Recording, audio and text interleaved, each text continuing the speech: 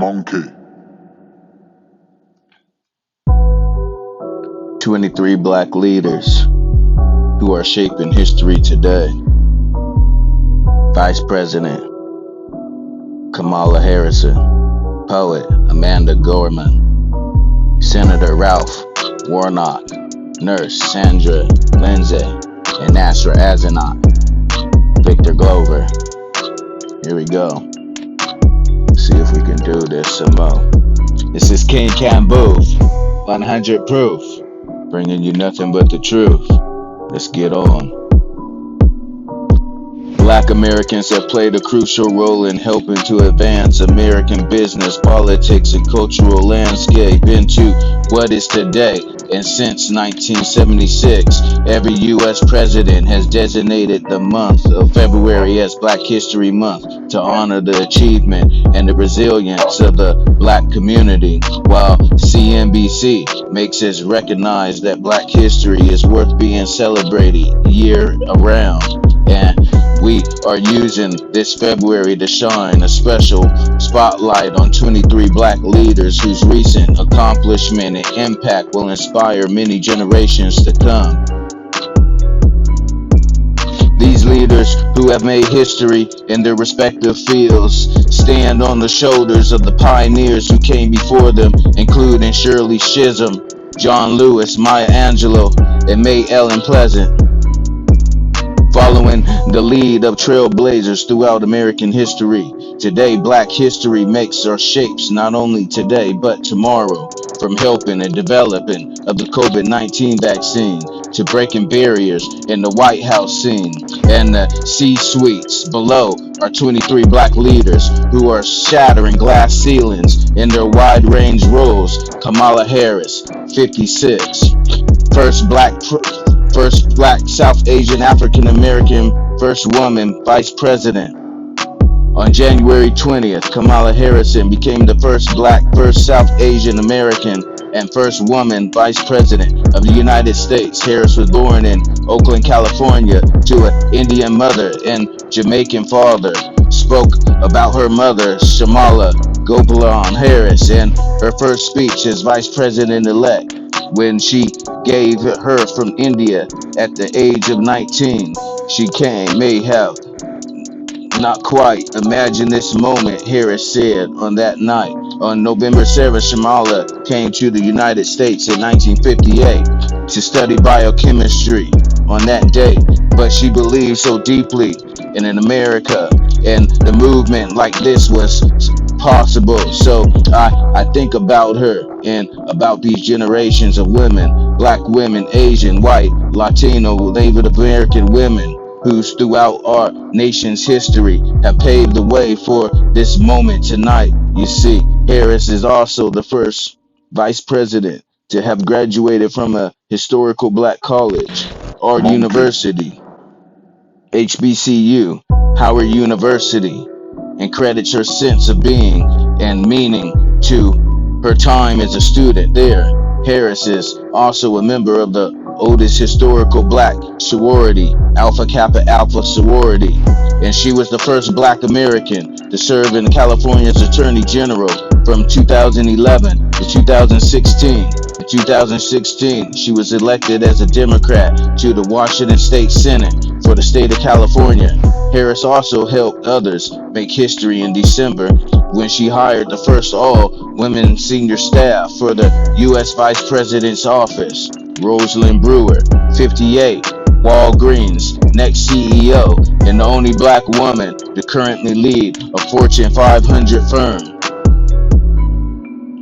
In March, Rosalind Brewer, who currently serves as Starbucks Chief Operating Officer, will be starting a new position as CEO of the drugstore chain's Walgreens Boot Alliance. When she steps into this new role, she will be the only black woman currently leading a Fortune 500 firm, and just the third black woman in history to serve as a Fortune 500 CEO.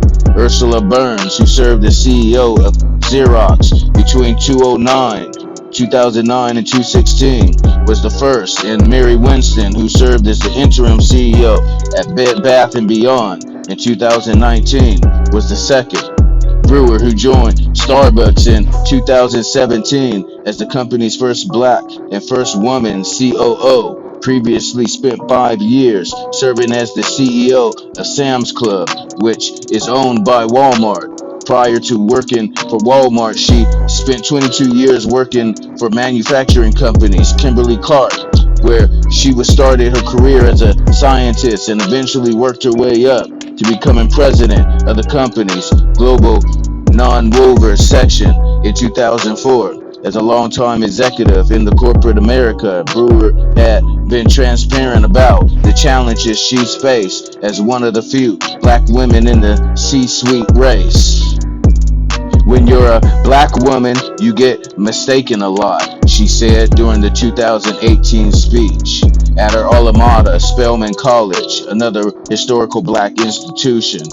You get mistaken as someone who could actually not have that top job. Sometimes you're mistaken for kitchen help. Sometimes people assume you're in the wrong place, and I can think of in the back of my head is no, you're in the wrong place. Oz, Walgreens' next CEO, Brewer will be responsible for improving the company's revenue amid the pandemic and tasked with overseeing the drug chain's COVID-19 vaccine rollout. Dr. Kismika S. Cobert, 35, lead scientist on the Moderna COVID-19 vaccine team. Monkey.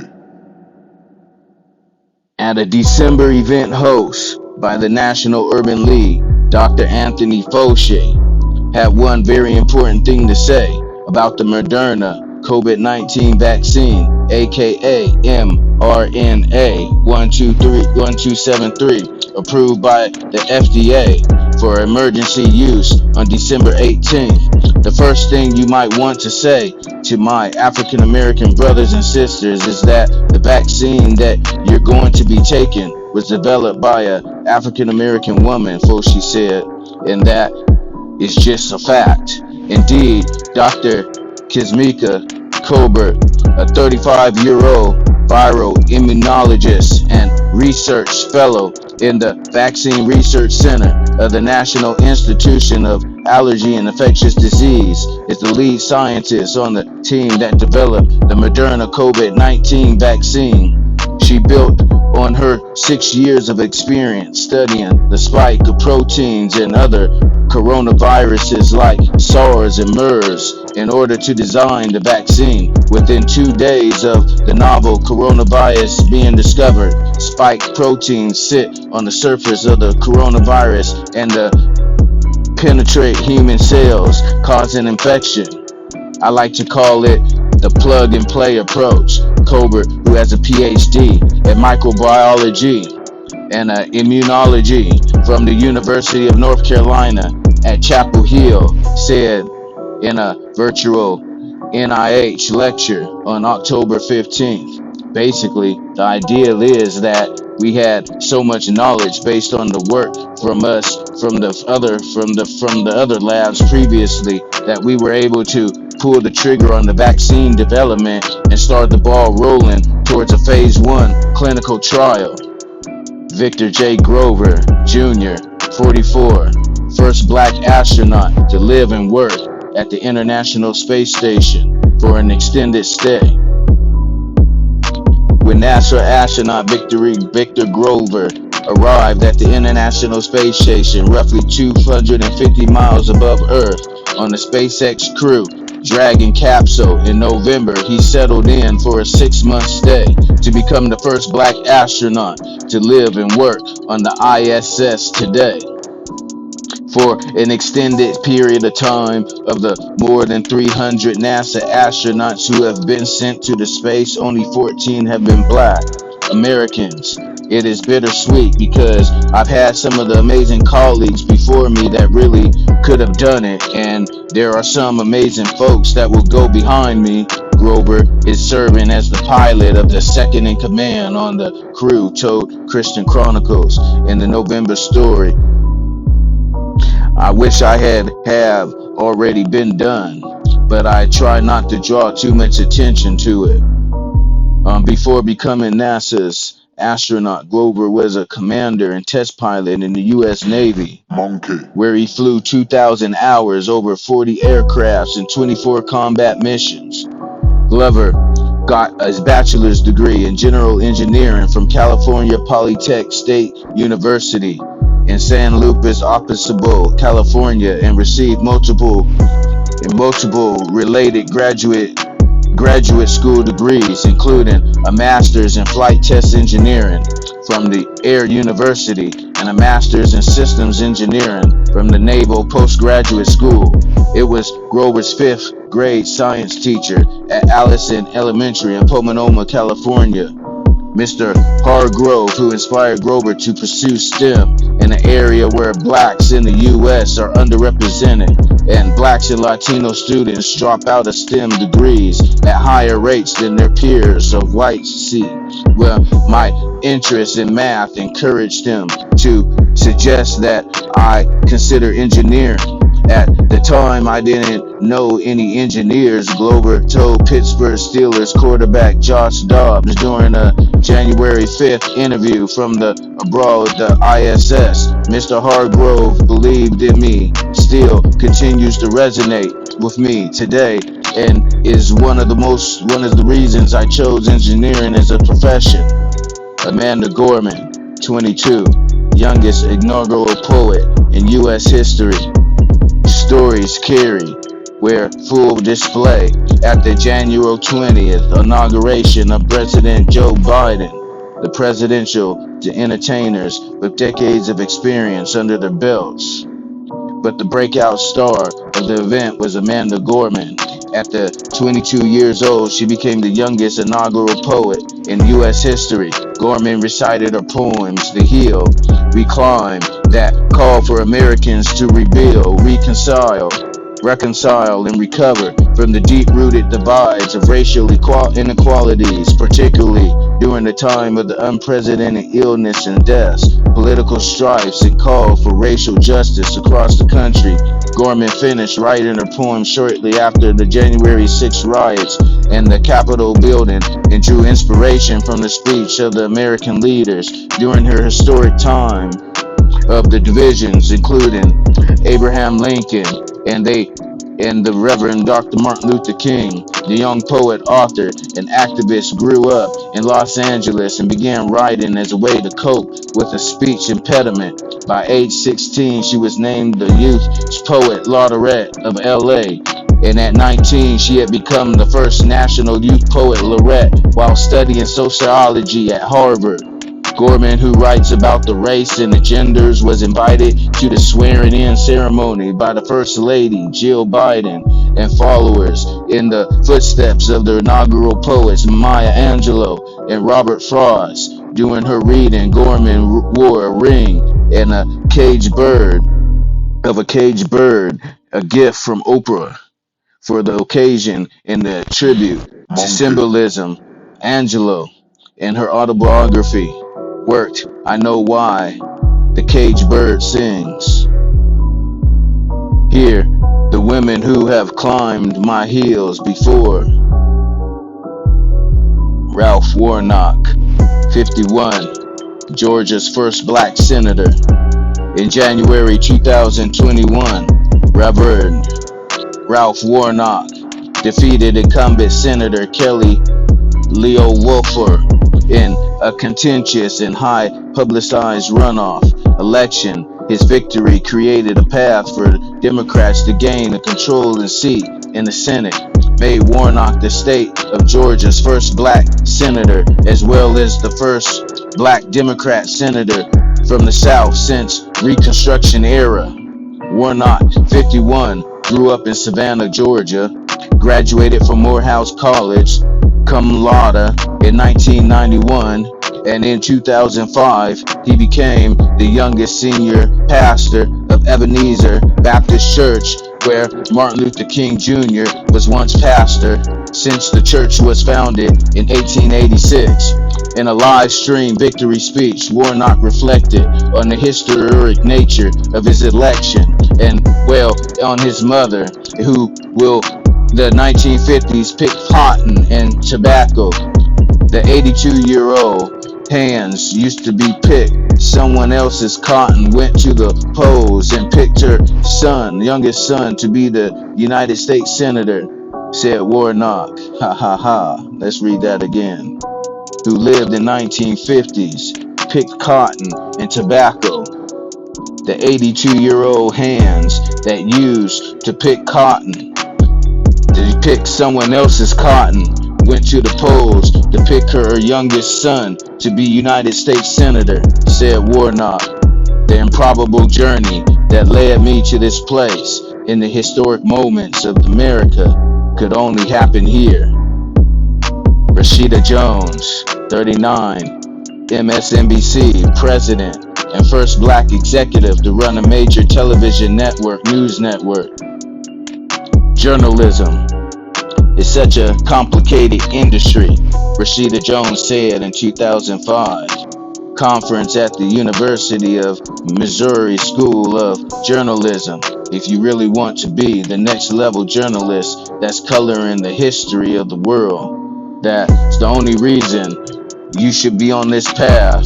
In her 8 years at MSNBC and her 21 years in the business, that's exactly what Jones has been doing.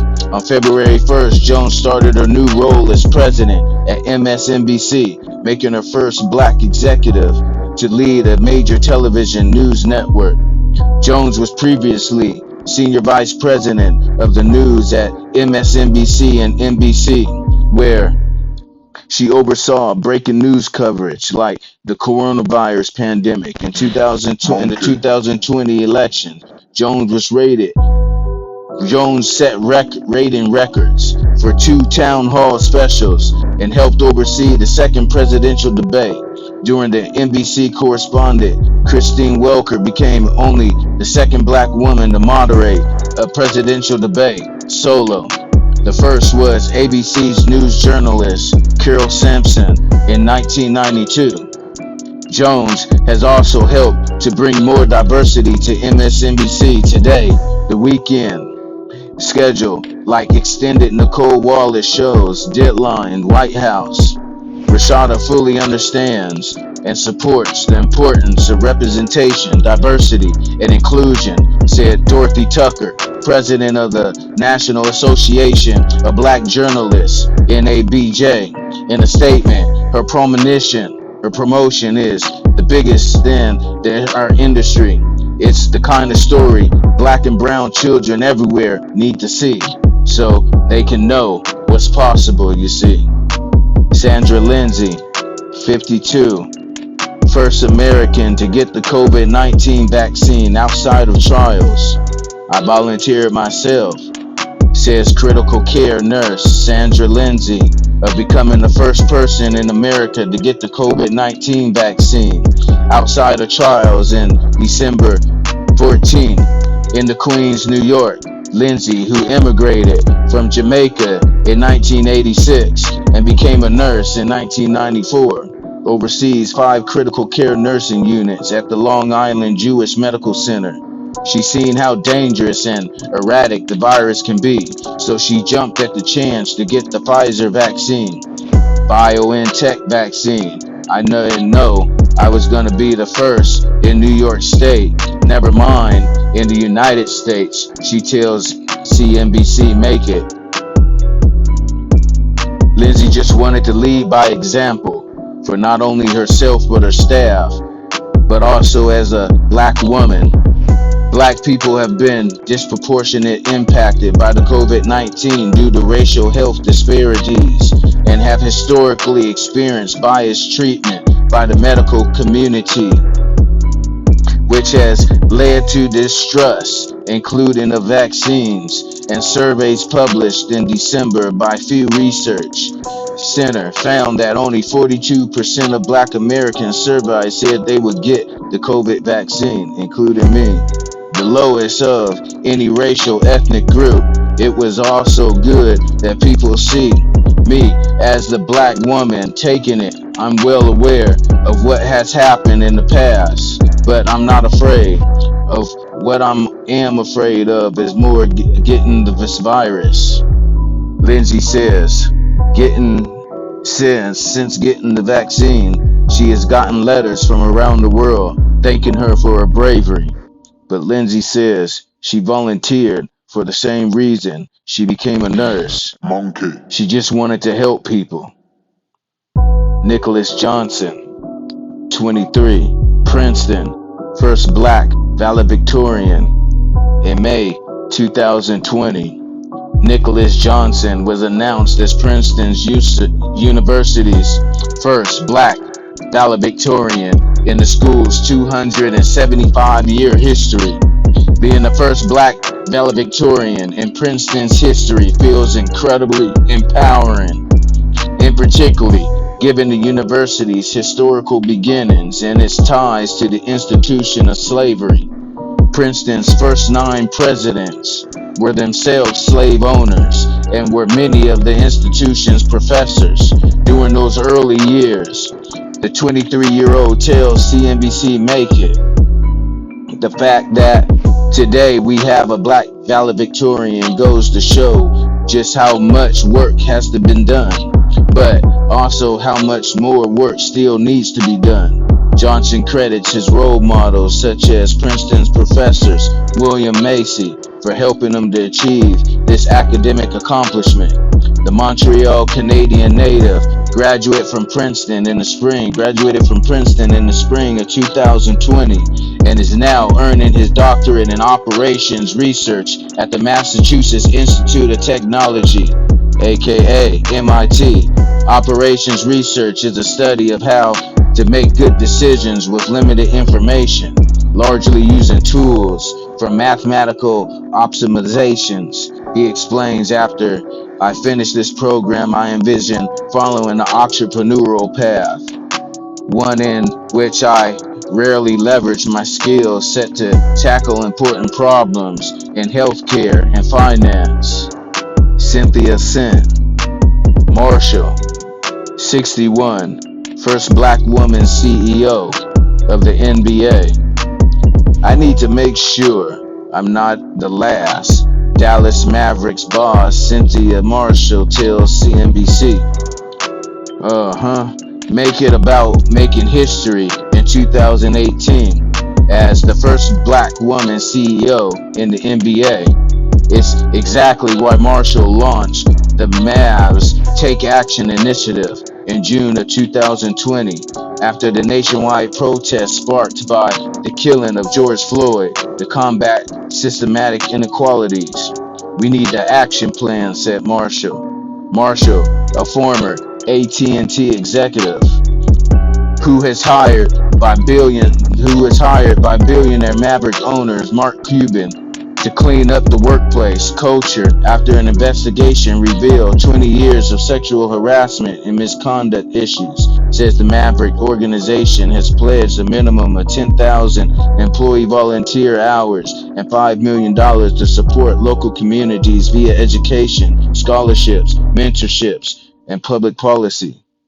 I have to make sure that I'm mentoring others and helping others to mentor people like me, so that we'll have a second, third, fourth, and fifth black female CEO in the NBA, she says. Marshall says 4 things lead to her own success: dreaming big, having focus, prayer, and taking action. I don't care who you are, where you are, what zip code is, how big your dreams. Have big dreams, says Marshall. Cori Bush, 44, Missouri's first black congresswoman. And January 3rd, representing Cori Bush became the first black woman sworn into Congress to represent Missouri, serving as the state's first district that included the St. Louis area. The nurse, pastor, and longtime community leader became politically active during the 2014 shooting death of Michael Brown by a Ferguson, Missouri police officer, still ain't to be found, in jail. The Black Lives Matter activists rode to the Congress, kicked off in the long shot campaign for the state in 2016 and the unsuccessful 2018 run to an upset Democratic incumbent, Rep. William Lacey Clay Jr., who represented the district, began in 2001. Prior to that, his father held the seat for 32 years. Haha, but in 2020 was different. Among the distress caused by the pandemic, Bush gained momentum with a campaign that prioritized progressive policies, including universal basic income and a $15 minimum wage, Medicare for all, criminal justice reform, and the Green New Deal. The progressive platform comes from a personal experience and the reminder that I am the people I serve. Bush told Essence.com days before the Missouri August primary, I have lived low wage. I have been unhoused, living out of a car with 2 children.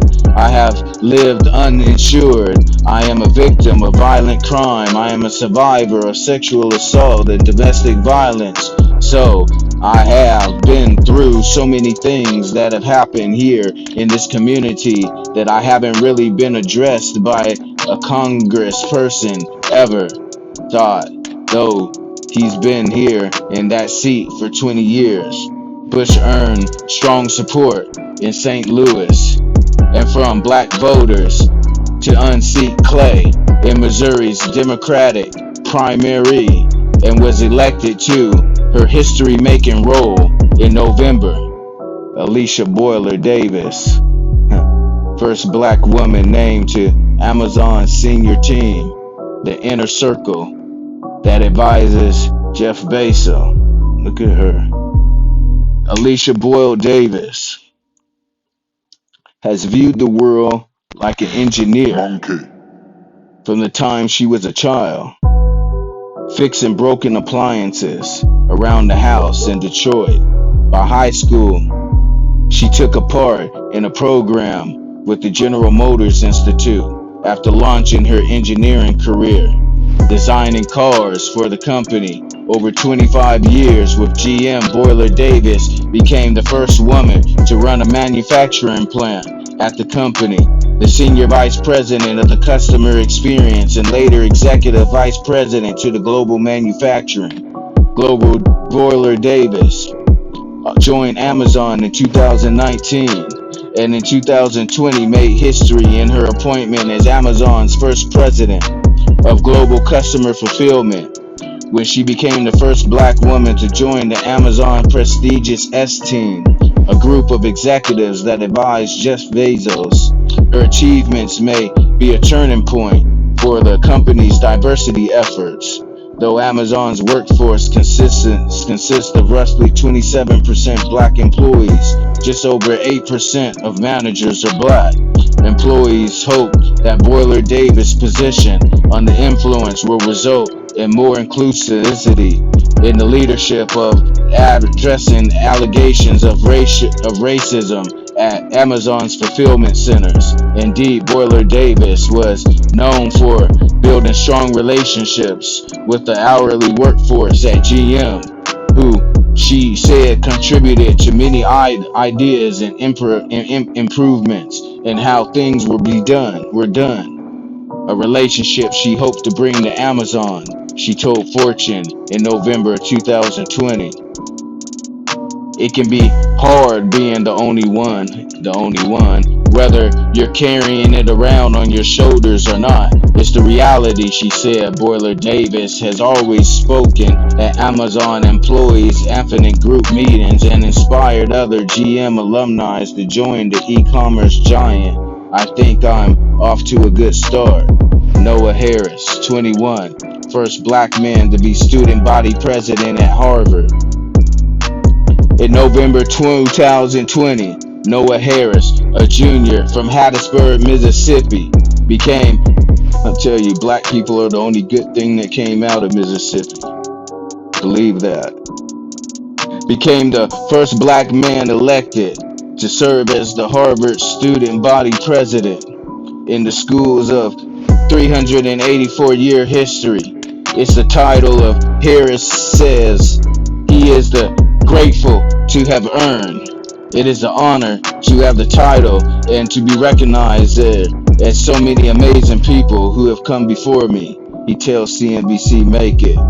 And for it to happen within the last year, for we're a year of racial reckoning, that is why I've had to all have that going on with the pandemic. It just makes it that much more special. When asked about black leaders, he feels paved the way for him. Harris points to Frenchel Driscoll, who was the first black woman to serve as Harvard student body president and currently serves in the Florida House Representative. Also, W.E.B. Du Bois. Du Bois was the first black individual to earn a PhD from Harvard.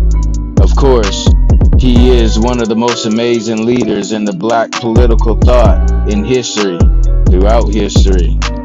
And so have him literally paved the way for many people like me is pretty special, says Harris. After graduation, the junior hopes to attend Harvard Law. But for now, he says, I'm really just trying to make my fellow students proud. Melody Hobson, 51, first black woman to serve as the chair of Starbucks board. In 2020, Melody Hobson, president and CEO of money management firm Ariel Investment, was named chair of Starbucks board of directors, where she officially stepped into the role into March. She will be the first black woman to hold the position. The youngest of 6 children, Hobson was raised by a single mother in Chicago and credits her financial poor upbringing for driving her into the career she's in today. It's no accident I'm in the investment management business because as a child I was desperate to understand money, she said during the 2020 Center of Financial Planning and Diversity Summit in November. Hobson, who graduated from Princeton University in 1991, joined Ariel Investments as a college intern and spent nearly 2 decades at the firm as president before being named co-CEO in 2019.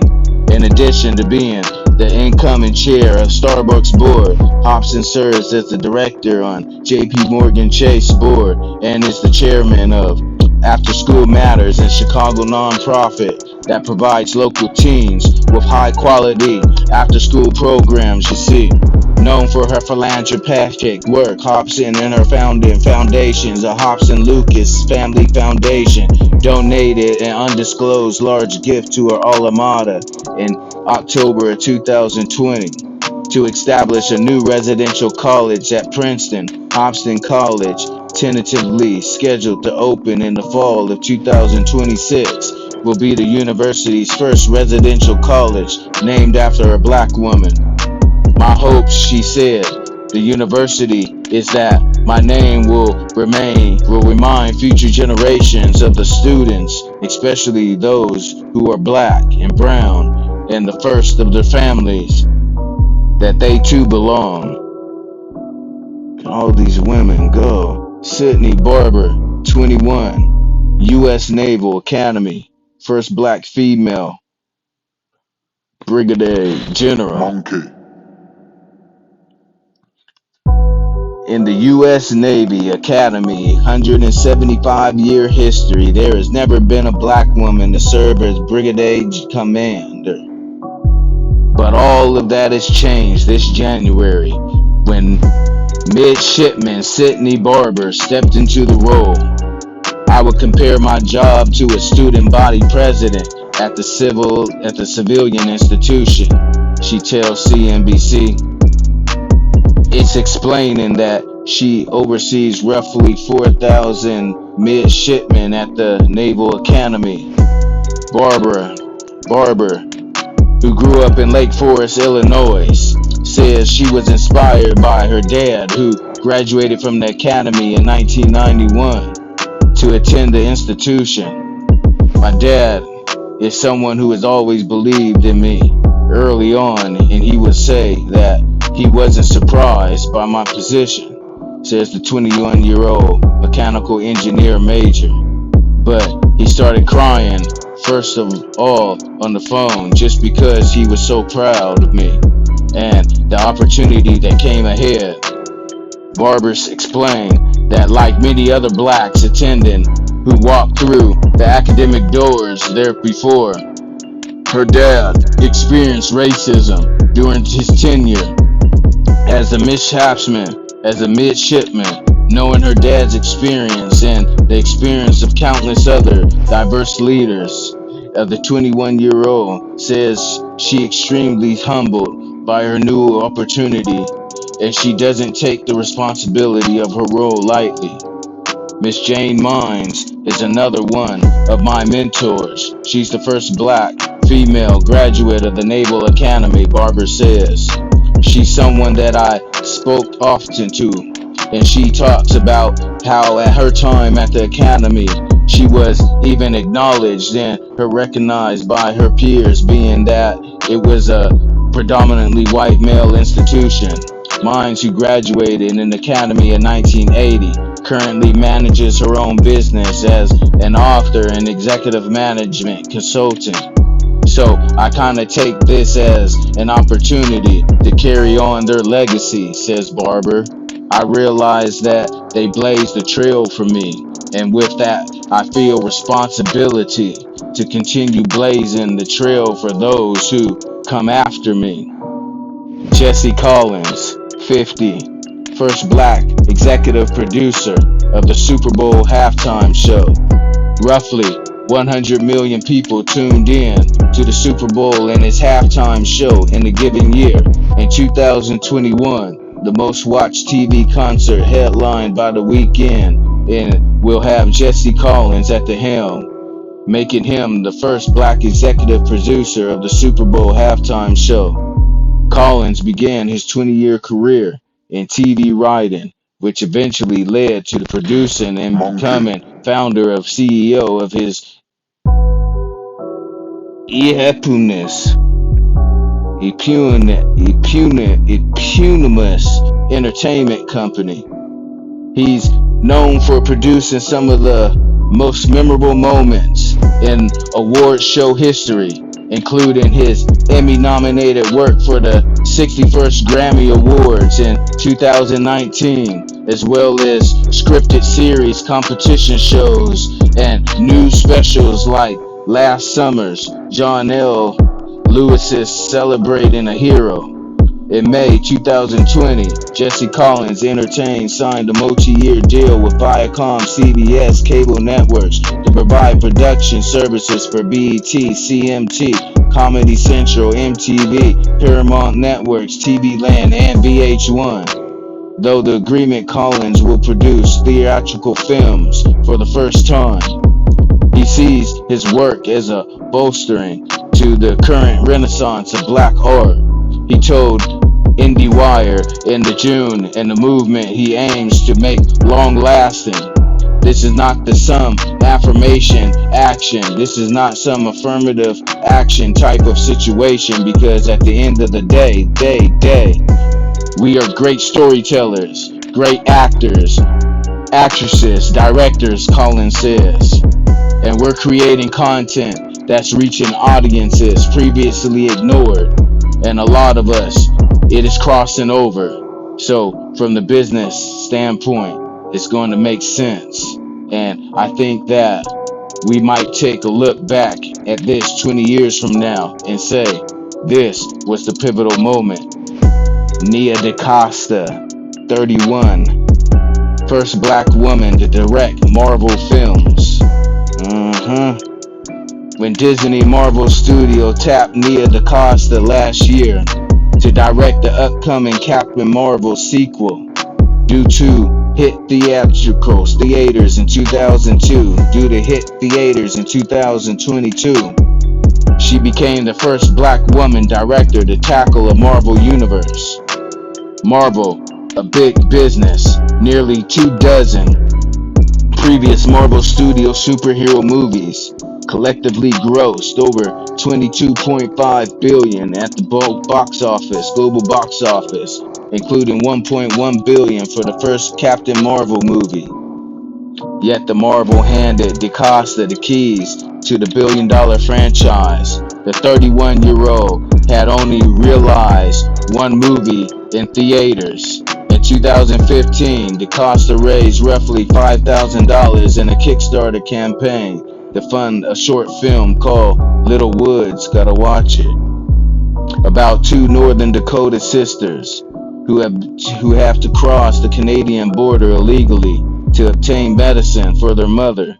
DaCosta later expanded that into her first feature film in 2018, winning the Tribeca Film Festival Noor Orphan Award for the Best Woman Writer Director, and catching the eye of the Academy Award winner Jordan Pele, calling DaCosta a bold new talent. Pele hired her to direct and co-write his much-anticipated horror sequel, Candyman. Of DaCosta worked on the movie, which will be in theaters August of 2021. After being delayed by the coronavirus pandemic, Pele says she refined the elegant. Every shot is beautiful. It's beautiful. A beautiful movie. Coming off Candyman, DaCosta had a mull over an idea of directing another big film like Captain Marvel 2. When she heard she was being considered for the job, she told Wall Street Journal. But by the time Marvel made its offer, it was an immediate yes. I'm a huge Marvel fan, have been since I was a kid, she told the Journal, and I've always wanted to direct a Marvel movie. Aisha Evans, 51, first black woman to run a self-driving car company. What? When Aisha Evans agreed to become the first CEO of autonomous vehicle startup Zox. In 2019, she made history as the first black woman to run a self-driving car company. In 2020, she shepherded Zox to a $1.3 billion sale to Amazon. Now, Evans is working with Amazon to realize Vox's vision of autonomous rides hauling service with its own fleet of fully self-driving electric cars. Evans, who was born in Senegal and has a computer engineering degree from the George Washington University, previously spent 12 years at Intel. I own some of Intel. Big bet, long-term bet. Get you some. She had overcome a lot as a black woman in tech. She told Financial Times it's a industry along with the auto industry known for poor representations of women of color. But Evans has also been seeing opportunity, especially in her ability to bring a different perspective and different ideas, she said. In joining Zox, Evans was drawn to the opportunity to challenge the status quo with an autonomous mobility system built from the ground up. And at the time when the auto industry is at an inflection point with self-driving technology, it is one of the times where you get to catch the wave during the transformation and inventions of the told automotive news. Last one before I take a break. Jason Wright, 38, first black president of the National Football League. In August 2020, Jason Wright became the president of the Washington football team, making him the National Football League's first ever black president. At 38, Wright is also currently the youngest president of an NFL team. He came into the position with intimate knowledge of the league, having spent 7 years as a running back with the Atlanta Falcons, Cleveland Browns, and Arizona Cardinals. Wright understands business as well. In 2010, he left the NFL and earned his MBA at the University of Chicago, from where he spent 7 years at McKinsey & Company, where he specialized in turning around struggling corporations. With the Washington team, one of his biggest challenges will be to fix the franchise culture, which includes handling allegations of sexual harassment and leaving behind the legacy of the team's racist former name. It's a tall order, but Wright is optimistic. He spent his early days on the job, meeting the employees, gathering facts, and developing a plan of attack. He committed to making changes and saying the team's owners, Don Snyder, has given him leeway to do what he sees as fit. That includes creating a human resource department and making the psychological and emotional well-being of his employees his number one priority. For Wright, this position is an opportunity to bring together my two worlds in a really unique way, he said on Good Morning America. The fact that I happen to be black and the most qualified person for this is, a boost. And Dana Kennedy, 55, first black person to head a major publishing imprint, and so many more. I'm gonna pick off with her when I come back. This is King KAMBUF, 100 proof, always bringing you nothing but the truth. Ah man, KAMBUF.